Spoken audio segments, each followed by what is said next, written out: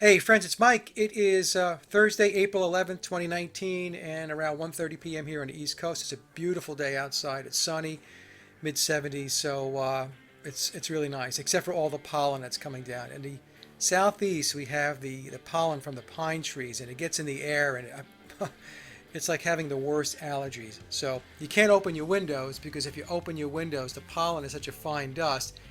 It's going to come into your house and it's going to get all over everything. So even though it's beautiful outside, you've got to keep your windows closed and perhaps even turn the AC on because, like I said, it's around 75 degrees right now, pushing toward 80 by this afternoon. I want to talk a little bit about being a keyboard warrior, but before I get there, I hope everybody enjoyed the two videos I put up yesterday. One had to do with the 20 most frequently asked questions that I have received about Paul is Dead over the last 2.5, 3 years. And the other one was a great conversation I had with my good friend Mark Devlin. It's always great to talk to Mark. I have an interview tonight, and it is another interview that I committed to with Patricia Steer. And Patricia is also a great host.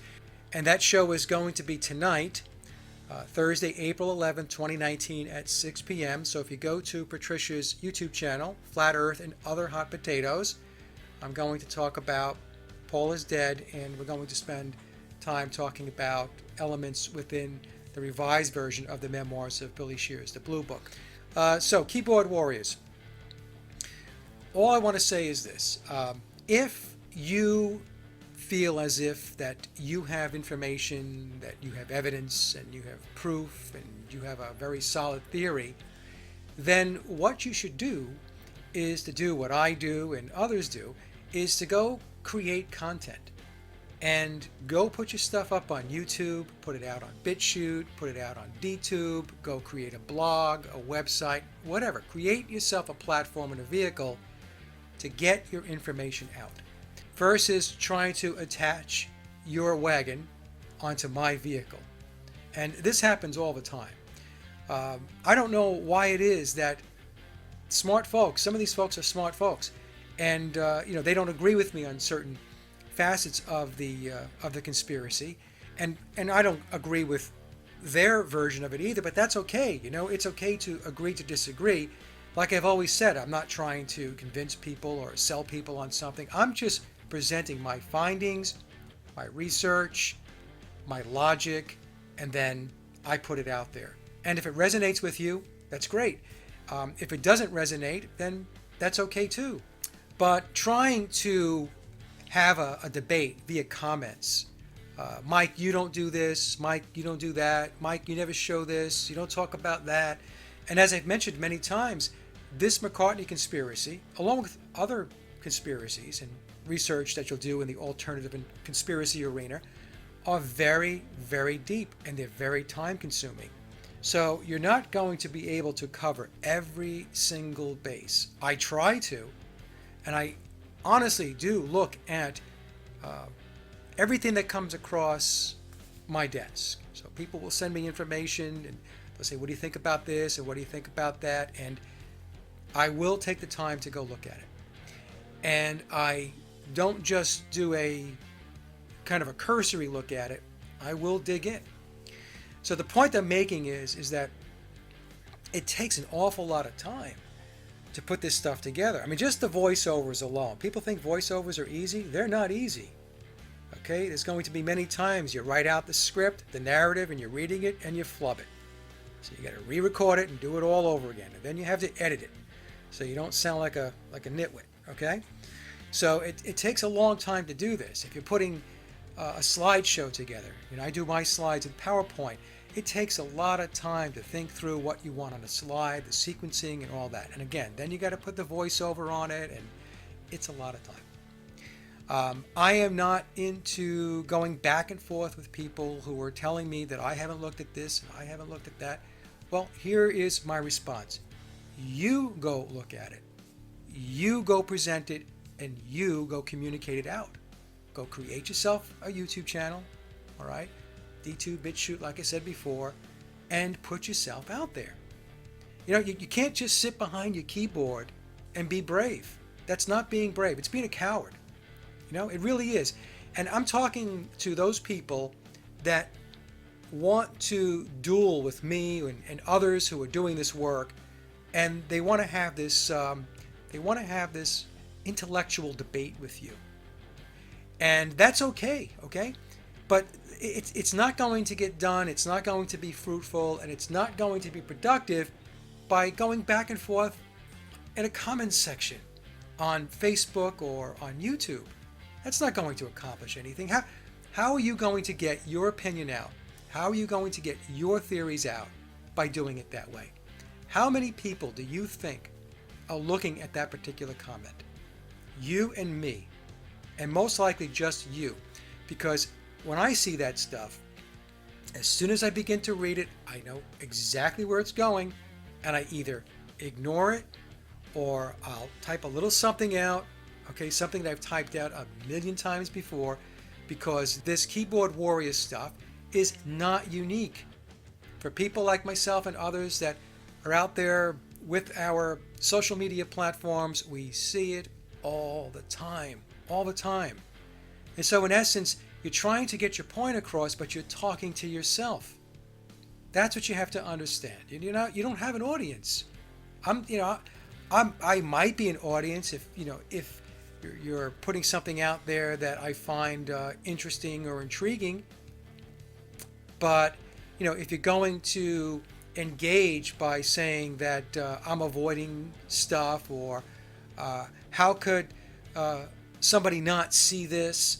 As soon as you start going there, click, I turn the channel off, turn the light switch off. So if you want to have a voice, if you want to get your ideas and your thoughts out there, then put them out there so that more than a handful of people can take a look at what it is that you are proposing. And this is a big reason why I don't do these Paul is Dead groups or these forums. If you go there, what you see is it's the same kludge of people in every single forum or group. It's the same 10 or 12 people that hop on board and they go back and forth, back and forth. And what they like to do is they like to attack other people. They don't want to put their own ideas and thoughts out, not en masse. In other words, they don't want to put the YouTube channel out there. They don't want to put the blogs, the websites out there. They don't want that, right? So they want to have a little safe zone where they can be comfortable and they can feel like protected and not take any heat, right?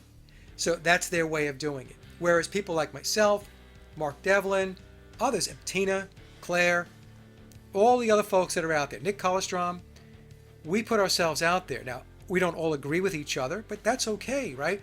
But we're taking shots. People are always taking shots at us, always. And so, look, I would say for those people that really feel like that you've got something to say, don't hide in your office. Don't hide behind your keyboard and your monitor. Go put your material out there. Go create original content. Share your thoughts. Share your ideas. You might be right, okay? I'm not saying that I'm 100% correct. I feel very comfortable with the McCartney conspiracy as to what I believe happened from beginning to end, but that's me, okay? I could have missed something, absolutely, all right? But you're not going to get my attention by being a keyboard warrior and attacking me, or pseudo-attacking me, or attacking me in a passive-aggressive way. I'm not stupid. I know when you're being passive-aggressive, okay? So anyway, I just wanted to talk about that a little bit. Hopefully it made some sense. And again, I'm not picking on this person. I'm not picking on anybody. It's just that it came across this morning. I saw it and I thought to myself, I probably need to talk a little bit more about this. And by the way, it's not just Paul is Dead. You pick any area of conspiracy research and you get this. All right? So for those of you out there who feel like you know something and you have a really big brain, then put yourself out there. Speak your mind. Present. All right, that's the way you're going to get people's attention. You're not going to do it by sitting there just clicking away at the keys. It doesn't do anything. It's interesting, on my Paul is Dead YouTube channel, I allow comments, right? So it's amazing to me, absolutely amazing to me. I mean, the comments that come through. When you first do a YouTube channel and you see some of the comments that come through, they can be very troubling and bothersome. They really can be, because you think to yourself, wow, how can people be so belligerent? How can people be so vile? And it does. It's a little bit of a cage rattler in the beginning. And then what happens is, in short order, you see that there's just this small minority of people that are out there. And maybe it's not a small minority. We'll just say a minority of people. Actually, most people are very good. They're very adult-like, very mature. Even when they disagree, that's great. But you have this piece of the population, which I don't know what happened. Something happened in the process of evolution. And I don't mean like Darwin's evolution. I mean the evolving from the time that you were an infant to the time of adulthood. Something got missed there. What happens after a while is, you see these comments, and then on YouTube, for those of you that don't have a YouTube channel, you can just click block. That's it. And that person's gone. They can't access your channel anymore. They won't be able to comment anymore. It's just gone. And for most of these people that leave non-value add comments, they have channels with 0 subscribers, 0 content. They're basically sock puppet accounts is what it is. And they don't even have the balls to use their regular channel, because a lot of them have regular channels, to go out and comment and attack somebody. It's total chicken shit. It's total chicken shit. But there's a lot of people out there like that. But the point I'm making is that you see it so much. I see it so much that you just block and you move on. On my main channel, I don't even allow comments for that reason. And comments and approving them, you have to approve them. Otherwise, if you just open the floodgates, forget it. You're going to get all kinds of trash coming through. So you have to, at least for me, I have to screen the comments and I have to approve them.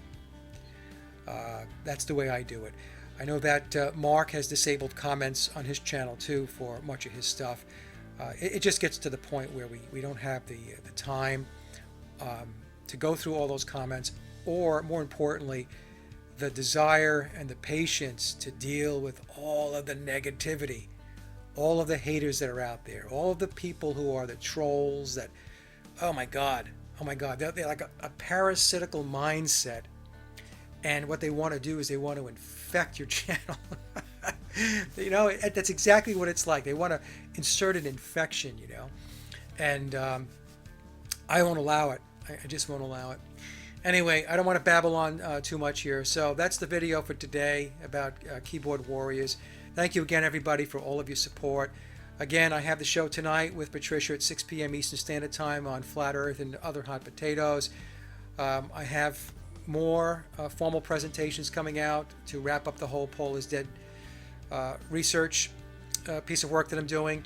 One is going to be, again, Vivian Stanshall and Ackrell. I'm going to get a show out with Richard Balducci. Richard is an expert in occultism, and that's going to be a fabulous show. And then I will wrap it up with a full-blown, maybe 2.5 hour presentation that I'm going to try to get out by June, where I will piece everything together based upon how I believe everything worked. Okay, again, as I believe everything worked. Okay, just to make sure I make that clear.